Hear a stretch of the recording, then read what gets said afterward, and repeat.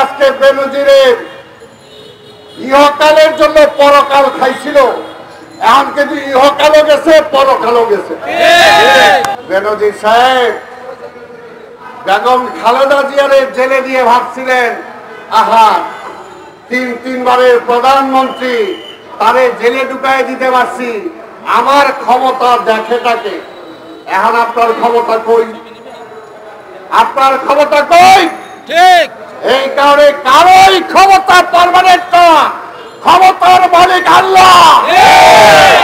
সেই আল্লাহর দেওয়া ক্ষমতা নিয়ে যারা বাড়াবাড়ি করে, আল্লাহ তাদেরকে ক্ষমা করেন না। বিচার একদিন হবেই।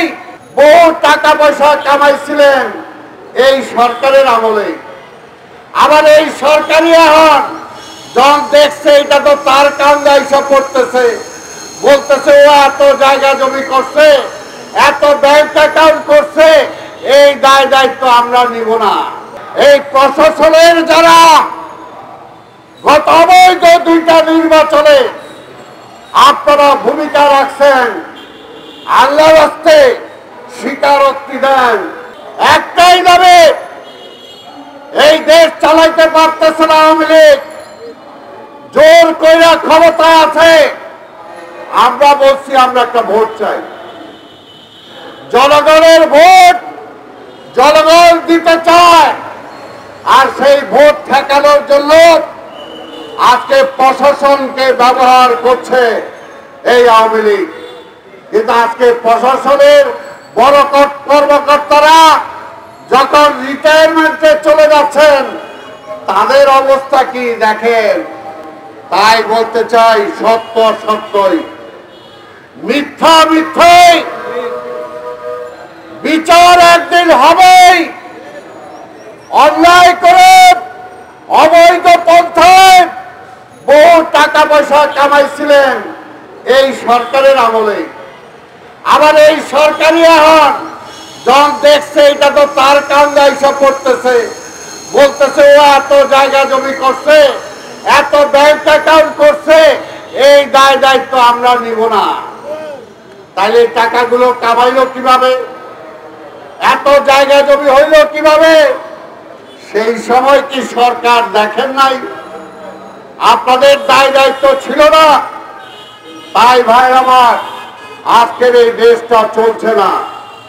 এই দেশটা যদি চলতে হয়, সবাই ঐক্যবদ্ধভাবে বলতে হবে, যদি ভালোভাবে বাঁচতে চান, সম্মান দিয়ে বাঁচতে চান, সৎভাবে বাঁচতে চান, ওই যে আজকে বেনজিরের ইহকালের জন্য পরকাল খাইছিল, এখন কিন্তু ইহকালও গেছে পরকালও গেছে। তাই যারা আছেন তাদেরকে বলতে চাই, ইহকাল পরকাল যদি 2টা রাখতে চান, সৎভাবে যদি বাঁচতে চান, ঈমান আকীদা নিয়ে যদি বাঁচতে চান, তাহলে সত্য কথা বলেন যে গত 2টা নির্বাচন হয় নাই। যেমনি ভাবে রাশেদ খান মেনন এর আগে নির্বাচনের ব্যাপারে পরিষ্কার বুকে হাত দিয়ে বলছিলেন, আমি এমপি হয়েছি কিন্তু পাবলিক আমারে ভোট দিতে পারে না। তেমনি ভাবে এই প্রশাসনের যারা গত অবৈধ 2টা নির্বাচনে আপনারা ভূমিকা রাখছেন, আল্লাহর রাস্তে স্বীকারোক্তি দেন। যেমনি ভাবে গত নির্বাচনের আগে জাতীয় পার্টির মহাসচিব চুন্নু সাহেব বলেছিল যে হ্যাঁ, আমরা রাতের আধারে এই কাম কইরেই এমপি হয়েছি। সেই সময় বলেছিলাম, মহান মাননীয় বিচারপতি যারা আছেন, সুমোটোভাবে আজকে চুন্নুকে কাস্টডিতে এনে জিজ্ঞেস করেন নির্বাচন কিভাবে হয়েছে। বাহিনী প্রধানদেরকে জিজ্ঞেস করেন নির্বাচনটা কিভাবে হয়েছে। তারপরে সেই নির্বাচন বাতিল করেন।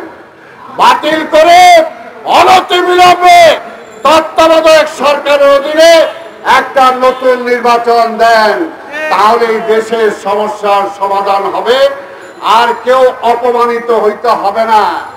বেনজির সাহেব বেগম খালেদা জিয়ারে জেলে দিয়ে ভাবছিলেন আহা তিনবারের প্রধানমন্ত্রী তারে জেলে ঢুকায় দিতে পারছি, আমার ক্ষমতা দেখেটাকে। এখন আপনার ক্ষমতা কই? আপনার ক্ষমতা কই? ঠিক। এই কারণে কারোই ক্ষমতা পার্মানেন্ট না, ক্ষমতার মালিক আল্লাহ। সেই আল্লাহর দেওয়া ক্ষমতা নিয়ে যারা বাড়াবাড়ি করে আল্লাহ তাদেরকে ক্ষমা করেন না। তাই এখনো সময় আছে, মানে অনতিবিলম্বে পারলে আগামীকালকেই বেগম খালেদা জিয়ার সাথে বৈশাখ দফারফা কইরা একটা পদত্যাগ করেন, একটা তত্ত্বাবধায়ক সরকার অধীনে নির্বাচন দেন। খালি তারেকের বিরুদ্ধে বইলা পার পাওয়া যাবে না, জেলে দিয়া পার পাওয়া যাবে না। কতদিন জেলে দিবেন? কারো তো জন্মে জেলে দিবেন।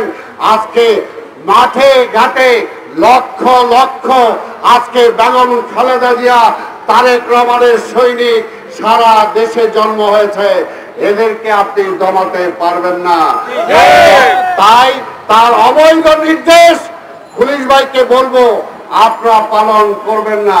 যদি ন্যায় চান, ন্যায়ের পথে থাকেন, ন্যায়ের পথে আপনার আমার এই দেশের ইহকাল ও পরকাল ভালো থাকবে। আসুন এই পথে আমরা আহ্বান হই। আপনাদের সবাইকে ধন্যবাদ। খোদা হাফেজ। বাংলাদেশ জিন্দাবাদ। এবং বন্ধুগণ, আজকে যে ডাক এসেছে ভারতের পণ্য বর্জন করতে হবে এবং আমাদের এই স্বাধীনতা সার্বভৌমত্ব নিয়ে ভারত যে ছিনিমিনি খেলছে তার বিরুদ্ধে যে আন্দোলন করা দরকার সেই আন্দোলন হচ্ছে না। আর যদি শফিউল আলম প্রধান থাকতেন তাহলে এই দেশের জনগণকে সাথে নিয়ে এই আন্দোলনকে তীব্র থেকে তীব্র করতেন। সংগ্রামী ভাই এবং বন্ধুগণ, আজকে আমাদের শপথ নিতে হবে। আজকে বাংলাদেশের স্বাধীনতা, বাংলাদেশের গণতন্ত্রকে নিয়ে যারা চিনিমিনি খেলছে তাদের বিরুদ্ধে দাঁত ভাঙার জবাব দেওয়ার জন্য রাজপথে নেমে আসতে হবে। প্রয়োজনে বুকের তাজা রক্ত ঢেলে দিয়ে বাংলাদেশের মানুষের জন্য কাজ করতে হবে। আমরা আজকের এই স্মরণ সভা থেকে সেই সিদ্ধান্ত নেব, সেই শপথ নেব। আমরা এই আধিপত্যবাদের বিরুদ্ধে তীব্র গণ আন্দোলন গড়ে তুলব এবং বাংলাদেশের গণতন্ত্রকে ফিরিয়ে আনবো, ভোটের অধিকার, ভাতের অধিকার ফিরিয়ে আনবো। সেই আন্দোলনে আমরা যেন সোচ্চার ভূমিকা রাখি। সকলকে সেই আহ্বান জানিয়ে আমার কথা এখানে শেষ করছি। আল্লাহ হাফেজ। বাংলাদেশ জিন্দাবাদ।